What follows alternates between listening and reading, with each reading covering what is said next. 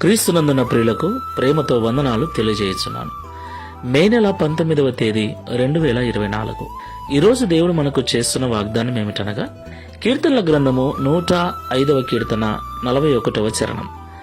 బండను చీల్చగా నీళ్లు ఉబికి వచ్చెను, ఎడారులలో అవి ఏరులై పారెను. ఆమేన్.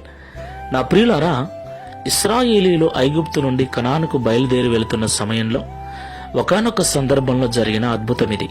ఈ అద్భుతము తెలియని క్రైస్తవుడే ఉండడు, వాక్యము ద్వారా వినని క్రైస్తవుడే ఉండడు. దేవునికి మహిమ కలుగును గాక. దేవుడు సర్వశక్తిమంతుడండి. దేవుడు సర్వాధికారి. ఆయన ఎన్నటెన్నటికీ అద్భుతాలు చేయగలడు, ఆశ్చర్య కార్యములు జరిగించగలడు. దేవుని యొక్క బాహుబలము ఏమాత్రము తగ్గిపోలేదు. ఆయన చేతులు దినమెల్లా మన వైపు చాపబడి ఉన్నాయి. ఆయన చెవులు మన వైపే తెరవబడి ఉన్నాయి. ఆ విషయాన్ని అర్థం చేసుకుని దేవునితో ఒక అవినాభావ సంబంధాన్ని మనం ఏర్పరచుకోవాలి. అయితే చాలా మంది అవసరాల కోసం మాత్రమే దేవుని ఎద్దుకు వెళ్తూ ఉంటారు. అవసరాలు మాత్రమే దేవునికి చెప్పుకుంటూ ఉంటారు. అది మంచిదే అయినా అవసరానికి మాత్రమే దేవునితో మనం సంబంధం కలిగి ఉండకూడదు.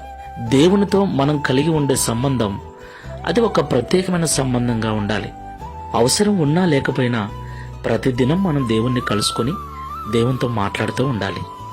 అప్పుడే దేవుడు పరిశుద్ధాత్మ వర్షముతో మన జీవితాలను తడిపి మన జీవితంలో కావలసినటువంటి ఫలాలను, కావలసినటువంటి పంటను ఫలింపజేస్తాడు.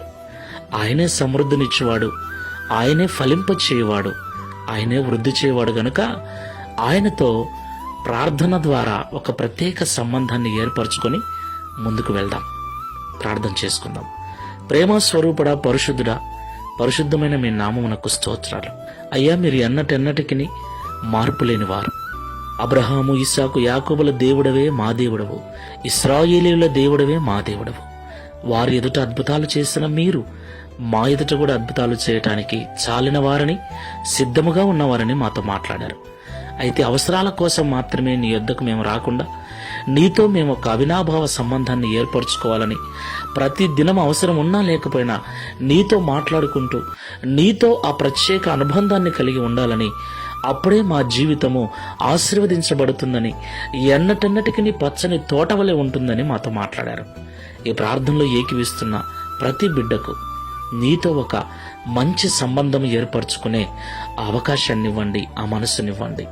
ప్రతి దినము తల్లితో, తండ్రితో, భార్యతో, భర్తతో, పిల్లలతో ఎలాగైతే మాట్లాడుతూ ఉంటామో అలాగే ప్రతిదినం నీతో మాట్లాడుకుంటూ నీతో ఒక శ్రేష్టమైన సంబంధాన్ని, ప్రత్యేకమైన సమయాన్ని నీతో గడుపుటకు అనుభవాన్ని ప్రతి ఒక్కరికి అనుగ్రహించమని, తద్వారా మా జీవితాలలో కూడా మీ ఆశీర్వాదాలు చూచుటకు, అద్భుత కార్యములు, ఆశ్చర్య కార్యములు రుచి చూచుటకు సహాయము చేయమని యేసు నామములో ప్రార్థిస్తున్నాము తండ్రి.